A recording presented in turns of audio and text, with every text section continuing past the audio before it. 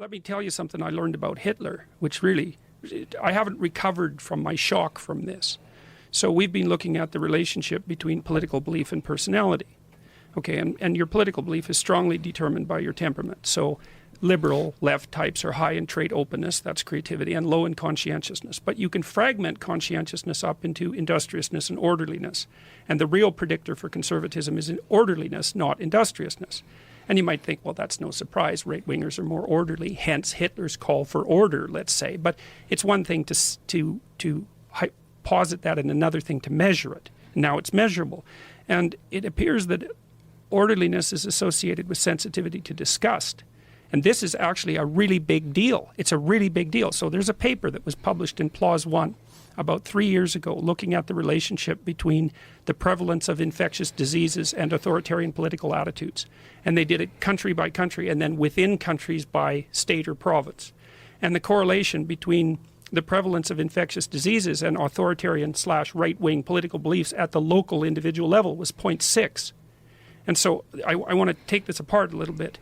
Okay, so the idea is that this is part of what you might describe as the extended behavioral immune system. And one of the problems with the interactions between groups of human beings in our evolutionary past was, well, exactly what happened to the Native Americans is, you know, they came out and shook hands with the Spanish conquistadors, and then within a couple of generations, 90% of them were dead of smallpox and measles and mumps. And so it's been a truism in our evolutionary past that if you meet a group of if you're a group of isolated humans and you meet another group of isolated humans and you trade pathogens, there's a real possibility that you and everyone you know are going to be dead in no time flat.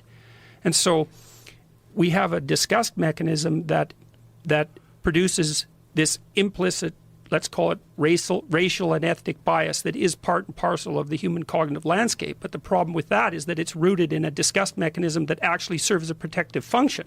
Now, when I was sorting this out, I was reading Hitler's Table Talk, and Hitler's Table Talk is a very interesting book. It's a book of his spontaneous mealtime utterances from 1939 to 1942. And I went through with this new knowledge because people think of conservatives as or fascists as afraid of those who are different. They're not afraid. They're disgusted. And that's not the same thing because you burn things you're disgusted by.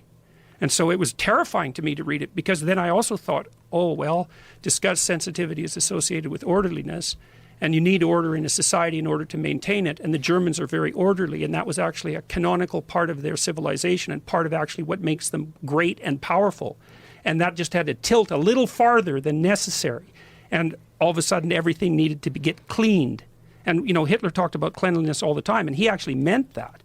And so this thing that's emerging, you know, you talked about its biological basis, its evolutionary basis. It's part of this deeply rooted disgust system that protects us from dangerous pathogens that can manifest itself and does manifest itself in the political realm. It's not good. So I don't know exactly how to tease this apart, but I agree with your point about there's an actual danger when populations meet, like a literal pathogen danger, and that is liable to have produced a certain instinctive fear of the other, which doesn't have to be limited to that one thing, but that's enough to generate a selective force that would cause a certain reluctance to meet. But I want to point out that at least in the West and probably universally, human beings, when they go to war, tend to dehumanize the other population. And, you know, so...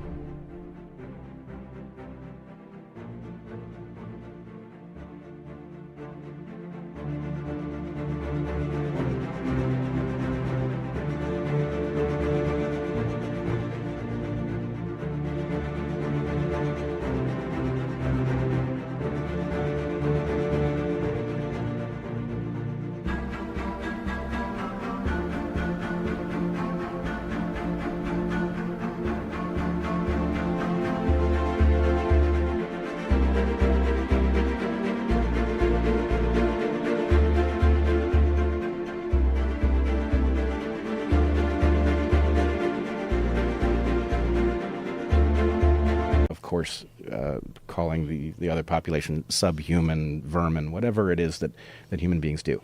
And my concern is that we are doing exactly this with the Nazis or de facto Nazis who are showing up on our screens at this point. That what we are doing is we are comforting ourselves by saying, well, that's a small outbreak of something that makes these people subhuman, justifies punching them or whatever. And I'm not squeamish about there being a right to violence when somebody is threatening a way of life. So it's not that. But my concern is that if you take the pathogen model and you imagine that all those folks who showed up in Charlottesville, that is a contagion and it needs to be isolated, then you will have the sense that as long as you do that, it's not going to show up somewhere else.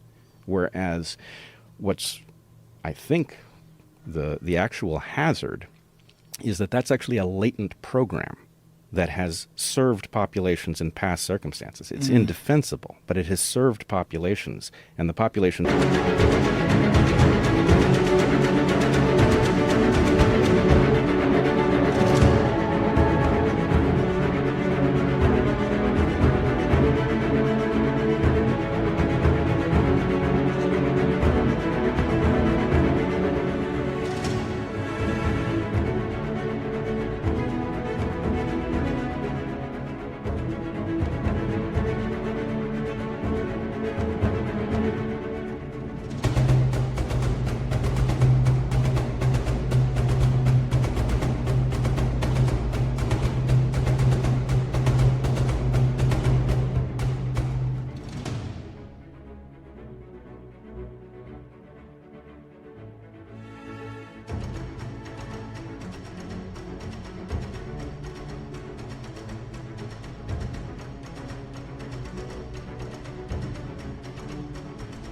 that we come from have it, therefore, on reserve. And when certain characteristics show up in the environment, that program can emerge. And so my concern is that that's where we are in history. Right. It can't be isolated as a phenomena that's associated with the other.